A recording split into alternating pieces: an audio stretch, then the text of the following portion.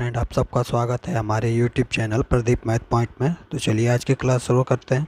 और आज की क्लास में हम पढ़ेंगे काल के बारे में। तो अगर आप हमारे चैनल पे नए हैं तो प्लीज़ लाइक एंड सब्सक्राइब करना ना भूलें। तो चलिए शुरू करते हैं आज की क्लास। तो काल किसे कहते हैं? काल किसे कहते हैं? जिससे किसी कार्य व्यापार के संचालन का समय और उसकी पूर्णता अथवा अपूर्ण अवस्था का बोध होता है, उसे हम काल कहते हैं। ठीक है। या तो हम इसको इस तरह भी कह सकते हैं कि क्रिया का वह रूपांतर जिससे कार्य व्यापार का समय, उसकी पूर्णता, अपूर्णता, निरंतरता अथवा आवृत्ति का बोध होता है, उसे हम काल कहते हैं। ठीक है। चलिए अब देखते हैं हम काल के कितने भेद होते हैं। तो काल के 3 भेद होते हैं। पहला होता है वर्तमान काल, दूसरा होता है भूतकाल और तीसरा होता है भविष्यत काल। ठीक है। तो काल के कितने भेद होते हैं? तो काल के 3 भेद होते हैं। चलिए बारी बारी से इनके बारे में हम पढ़ते हैं। तो सबसे पहले पढ़ेंगे हम वर्तमान काल। ठीक। वर्तमान काल किसे कहते हैं? तो जब क्रिया के व्यापार की निरंतरता हो तो वहाँ क्या होता है?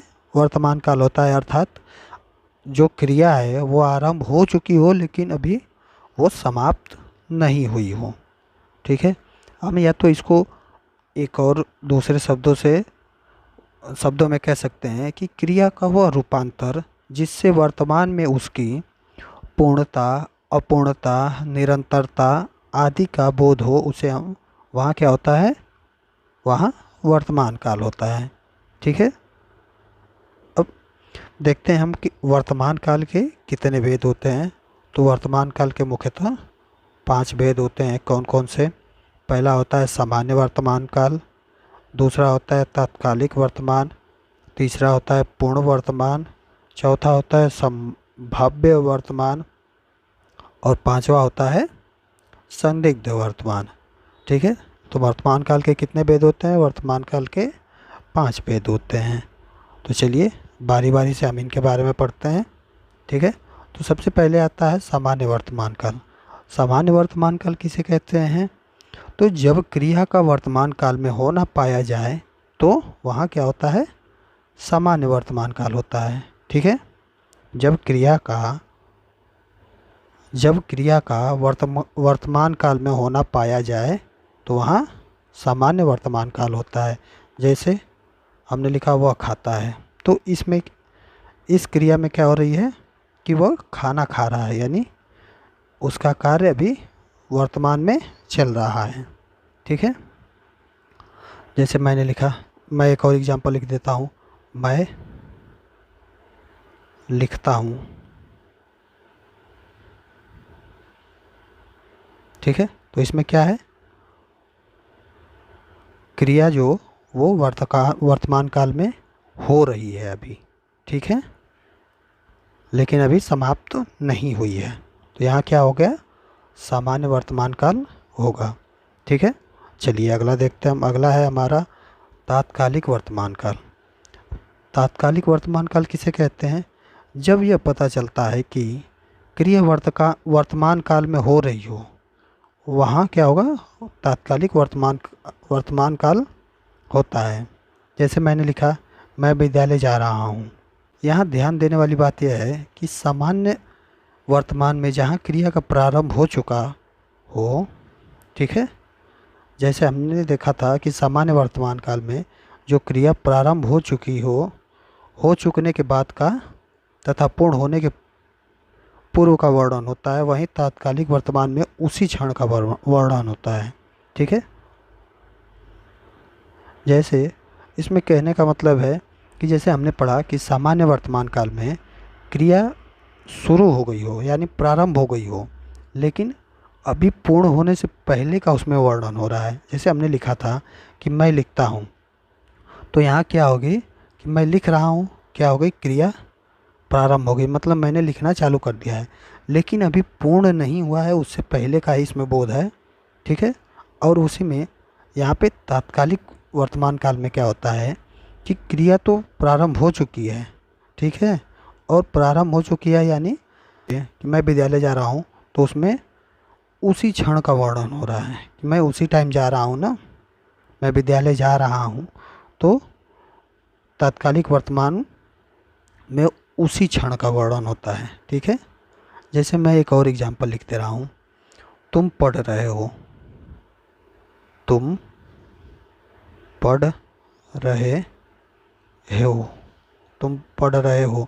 तो इसमें भी क्या हो रहा है, इसमें भी तात्कालिक वर्तमान काल है, क्योंकि इसमें भी उसी क्षण का वर्णन हो रहा है। तुम जब पढ़ रहे हो उसी टाइम का वर्णन इसमें किया गया है। तो ये हो गया हमारा तात्कालिक वर्तमान काल। चलिए अगला देखते हैं हम। अगला है हमारा पूर्ण वर्तमान काल।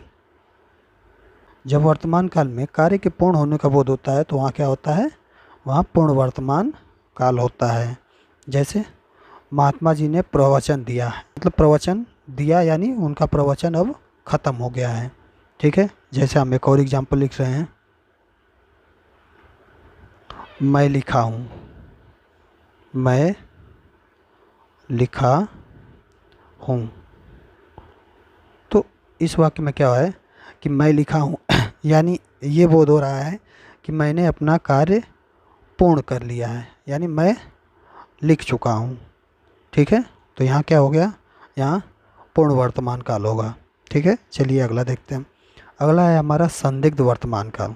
संदिग्ध वर्तमान काल किसे कहते हैं, जब क्रिया के होने के संदेह प्रकट हो किंतु उसकी वर्तमानता में संदेह न हो, वहाँ क्या होता है, वहाँ संदिग्ध वर्तमान काल होता है। ठीक है, संदिग्ध वर्तमान काल में क्या होता है कि जब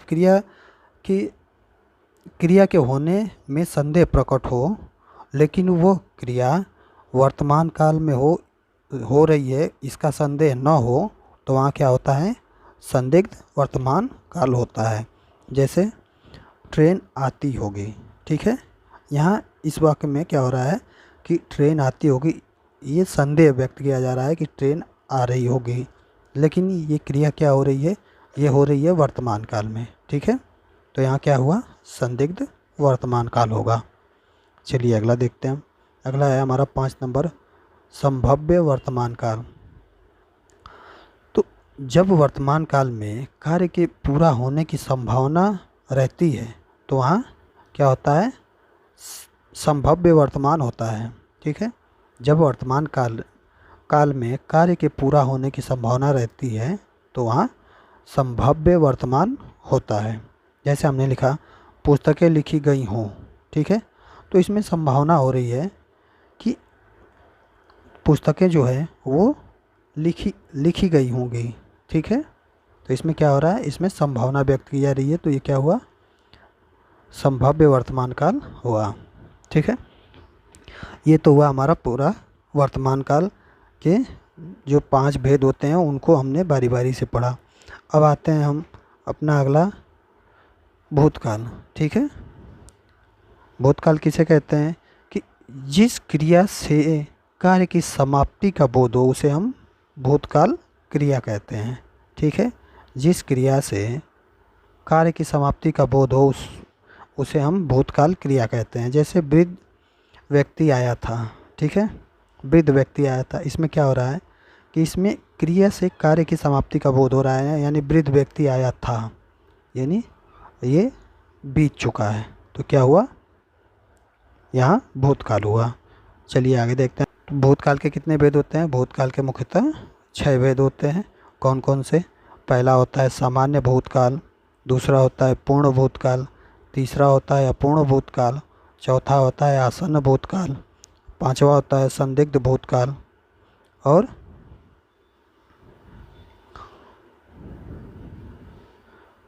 छठा होता है हेतुमद भूतकाल। तो चलिए बारी बारी से हम इनके बारे में भी पढ़ते हैं। भूतकाल के 6 भेदों को हम बारी बारी से पढ़ते हैं। तो पहला है हमारा सामान्य भूतकाल। ठीक है, सामान्य भूतकाल किसे कहते हैं हम, कि जब भूतकाल की क्रिया के विशेष समय का ज्ञात नहीं होता है तो वहाँ क्या होता है, सामान्य भूतकाल होता है। जब भूतकाल की क्रिया के विशेष समय का ज्ञान नहीं होता है तो वहाँ क्या होगा, वहाँ सामान्य भूतकाल होगा। जैसे हमने लिखा बस गई। ठीक है। तो इसमें क्या है कि बस चली गई, ये क्या हो गया, ये बीत गया है, ठीक है। लेकिन कब गई उसके समय का ज्ञान नहीं है। तो यहाँ क्या होगा, यहाँ होगा सामान्य भूतकाल, ठीक है।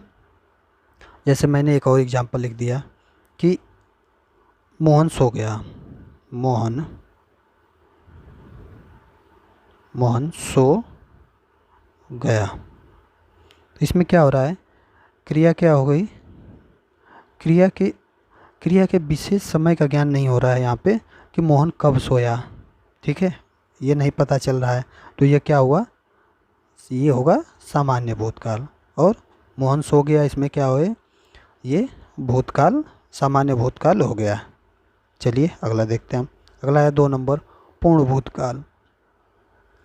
पूर्ण भूतकाल किसे कहते हैं कि जब क्रिया की समाप्ति समय का स्पष्ट बोध होता है कि क्रिया को समाप्त हुए काफ़ी समय बीत गया है, तो वहाँ क्या होगा, वहाँ पूर्ण भूतकाल होगा। तो पूर्ण भूतकाल किसे कहते हैं, जब क्रिया की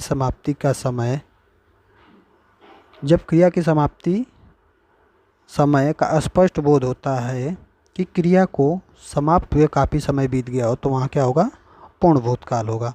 जैसे हमने लिखा श्री कृष्ण ने कंस का वध किया था, ठीक है। तो इसमें क्या है, क्रिया को समाप्त हुए काफ़ी समय बीत गया है, ठीक है। तो यहाँ क्या होगा, यहाँ पूर्ण भूतकाल होगा। चलिए अगला देखते हैं हम। अगला है अपूर्ण भूतकाल। अपूर्ण भूतकाल किसे कहते हैं कि जब यह ज्ञात होता है कि क्रिया भूतकाल में हो रही थी किंतु उसकी समाप्ति की अवधि का पता न चलता हो, तो वहाँ क्या होगा, अपूर्ण भूतकाल होगा, ठीक है। अपूर्ण भूतकाल किसे कहेंगे, जब यह ज्ञात होता है कि क्रिया भूतकाल में हो रही थी किंतु उसकी समाप्ति की अवधि का पता न चलता हो, तो वहाँ क्या होगा, अपूर्ण भूतकाल होगा। जैसे मैंने लिखा किसान खेतों में सिंचाई कर रहे थे, ठीक है। तो इसमें क्या है कि क्रिया क्या हो रही है, क्रिया तो भूतकाल में हो रही है लेकिन उसकी समाप्ति की अवधि का पता नहीं चल रहा है। यानी किसान खेतों में सिंचाई कर रहे थे, यानी सिंचाई कर रहे थे, इसमें क्या है, इसमें उनका जो कार्य है वो का अभी पता नहीं चल रहा है कि सिंचाई ख़त्म हो गई या सिंचाई अभी कर ही रहे हैं, ठीक है। तो यहाँ क्या हो गया, यहाँ अपूर्ण भूतकाल होगा। चलिए अगला देखते हैं। अगला है हमारा 4 नंबर, आसन्न भूतकाल। आसन्न भूतकाल किसे कहते हैं, इसमें क्रिया की समाप्ति निकट भूतकाल में यह तत्काल ही सूचित होती है, उसे हम क्या बोलते हैं, आसन्न भूतकाल कहते हैं। या तो हम इसको एक और दूसरे शब्दों में कह सकते हैं, निकट भूत में कार्य व्यापार की संपन्नता का बोध कराने वाले क्रिया के रूपांतर को हम आसन्न भूतकाल कहते हैं। जैसे हमने लिखा मैंने अखबार पढ़ा है, ठीक है। एक और लिख देते हैं हम, राम अभी आया, राम अभी आया, ठीक है। तो इसमें क्या है, इसमें आसन्न भूतकाल है, ठीक है। इसमें क्या हो रहा है कि क्रिया की समाप्ति निकट भूतकाल में हो रही है, निकट भूतकाल में या तत्काल ही सूचित हो रही है, ठीक है। यानी राम अभी आया, यानी इसमें क्या हो रहा है कि राम अभी तत्काल अभी आया है, इसकी सूचना हमको मिल रही है इस वाक्य से, ठीक है। तो ये हो गया हमारा आसन्न भूतकाल। चलिए अगला देखते हैं। अगला है हमारा 5 नंबर, संदिग्ध भूतकाल। जब यह संदेह बना रहे कि भूतकाल में कार्य पूरा हुआ या नहीं, तो वहाँ क्या होगा, संदिग्ध भूतकाल होता है। जब यह संदेह बना रहे कि भूतकाल में कार्य पूरा हुआ या नहीं, तो वहाँ संदिग्ध भूतकाल होता है। जैसे हमने लिखा पिताजी जगे होंगे, तो इसमें क्या है, इसमें संदेह है कि पता नहीं पिताजी जगे हैं या नहीं जगे हैं। ये यहाँ इसमें क्या हो रहा है, इसमें संदेह हो रहा है कि पिताजी जगे होंगे, तो यहाँ क्या हुआ, संदिग्ध भूतकाल हुआ। जैसे हमने एक और एग्जांपल लिख दिया कि वह समय से पहुँचा होगा, वह समय से पहुँचा समय से पहुंचा होगा। तो इसमें भी क्या हो रहा है, इसमें भी भूतकाल में कार्य पूरा हुआ या नहीं, इसका संदिग्ध संदेह बन रहा है। ठीक है, जैसे वह समय से पहुंचा होगा, इसमें संदेह है कि वो पहुंचा है कि नहीं पहुंचा है। ठीक है, तो ये हो गया हमारा संदिग्ध भूतकाल। चलिए अगला देखते हैं। अगला है हमारा 6 नंबर, हेतु हेतु मद भूतकाल। हेतु हेतु मद भूतकाल किसे कहते हैं कि जब यह पता चलता है कि क्रिया भूतकाल में होनी थी परंतु किसी कारणवश न हो सकी, तो वहाँ क्या होगा, वहाँ हेतु हेतु मद भूतकाल होगा। ठीक है, तो हेतु हेतु मद जब यह पता चलता है कि क्रिया भूतकाल में होनी थी परंतु किसी कारणवश न हो सकी, तो वहाँ क्या होगा, वहाँ होगा हमारा हेतु हेतु मद भूतकाल। जैसे मैं लिखा मैं पढ़ता। ठीक है, तो इसमें क्या हो रहा है कि इसमें लिखा गया है कि मैं पढ़ता, यानी क्रिया भूतकाल में होनी थी, यानी मैं पढ़ता, लेकिन किसी कारणवश मैं नहीं पढ़ा। ठीक है, तो इसमें क्या है, इसमें हेतु हेतु मद भूतकाल है। जैसे मैं एक और एग्जांपल लिख रहा हूँ, तुम खाते, तुम खाते। तो इसमें भी क्या है, इसमें भी क्रिया भूतकाल में होनी थी परंतु कारणवश किसी कारणवश नहीं हुई, यानी मैं खाता लेकिन किसी कारणवश मैं नहीं खा पाया। ठीक है, तो यहाँ क्या हो गया, यहाँ हेतु हेतु मद भूतकाल होगा। तो ये तो हुआ हमारा भूतकाल। और भूतकाल के जितने भूतकाल के जो 6 भेद हैं उनको हमने बारी बारी से पढ़ा। अगला है भविष्यकाल। भविष्यकाल किसे कहते हैं, भविष्यकाल भविष्य में होने वाली क्रियाओं को भविष्यकाल क्रिया कहते हैं। ठीक है, भविष्य में होने वाली क्रिया को भविष्यकाल क्रिया कहते हैं। जैसे मैं कल अहमदाबाद जाऊंगा, इसमें क्या है कि इसमें बताया गया है कि मैं कल अहमदाबाद जाऊंगा, यानी कल क्या है, भविष्यकाल में मैं अहमदाबाद जाऊंगा, यानी कल अगले दिन मैं अहमदाबाद जाऊंगा। चलिए आगे देखते हैं। आगे हम भविष्यकाल के कितने भेद होते हैं उसके बारे में देखेंगे। तो भविष्यकाल के 3 भेद होते हैं मुख्यतः। कौन कौन सा, पहला है सामान्य भविष्यकाल, फिर दूसरा है संभाव्य भविष्यकाल, और तीसरा है हेतु हेतुमद भविष्य काल। ठीक है, तो चलिए बारी बारी से इनके बारे में पढ़ते हैं हम। तो पहला है हमारा सामान्य भविष्यकाल। ठीक है, पहला है हमारा सामान्य भविष्यकाल। तो जब यह प्रतीत होता है कि क्रिया सामान्यतः भविष्य में होगी, तो वहाँ क्या होगा, सामान्य भविष्य काल होगा। ठीक है, जब यह प्रतीत होता है कि क्रिया सामान्यतः भविष्य में होगी, तो वहाँ सामान्य भविष्य काल होता है। ठीक है, जैसे मैं पीसीएस अधिकारी बनूंगा। ठीक है, तो इसमें क्या है कि मैं भविष्य में पीसीएस अधिकारी बनूंगा, इसका वो हो रहा है, बोध हो रहा है, तो यहाँ क्या हुआ, सामान्य भविष्य काल होगा। ठीक है, जैसे मैं एक और एग्जांपल लिखता हूँ, गीता घर में रहेगी, गीता घर में रहेगी। ठीक है, तो इसमें क्या हो रहा है, इसमें सामान्य भविष्य काल है। ठीक है, चलिए अगला देखते हैं। अगला है हमारा संभाव्य भविष्य काल। संभाव्य भविष्य काल किसे कहते हैं कि जब भविष्य में किसी कार्य के होने की संभावना व्यक्त की जाती है, तो वहाँ क्या होता है, वहाँ संभाव्य भविष्य काल होता है।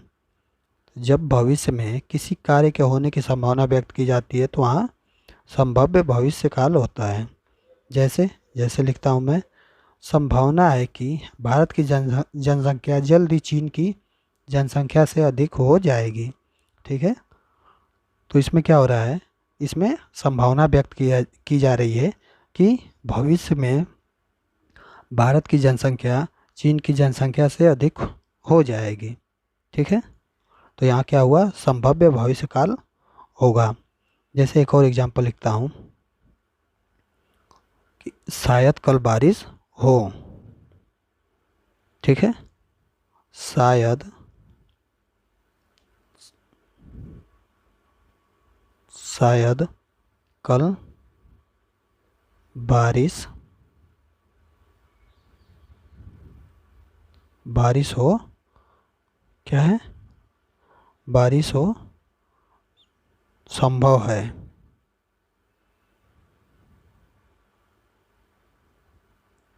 तो इसमें क्या हो रहा है कि शायद कल बारिश हो संभव है, तो इसमें भी संभावना व्यक्त की जा रही है कि शायद कल बारिश होगी। तो यहाँ क्या हो गया, ये हो गया हमारा संभव भविष्यकाल। चलिए अगला देखते हैं। अगला है हमारा 3 नंबर, हेतु हेतु मद भविष्यकाल। तो हेतु हेतु मद भविष्यकाल किसे कहते हैं?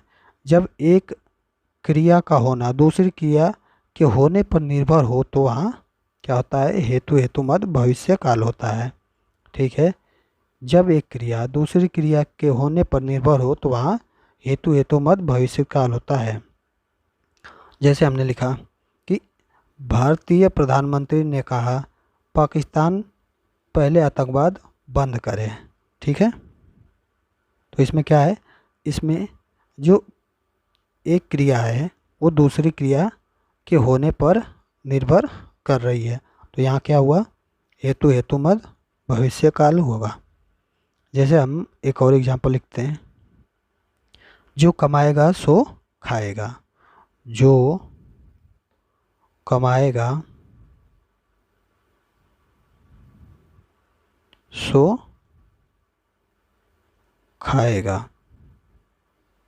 ठीक है, तो इसमें भी क्या हो रही है, इसमें भी एक क्रिया दूसरी क्रिया पर निर्भर है। ठीक है, तो ये हो गया हमारा हेतु हेतु मद भविष्यत का। तो चलिए आज की इस वीडियो में इतना ही। आज इस वीडियो में हमने काल के बारे में पढ़ा। अगर ये वीडियो आपको अच्छी लगी हो तो प्लीज़ लाइक एंड सब्सक्राइब ज़रूर करें।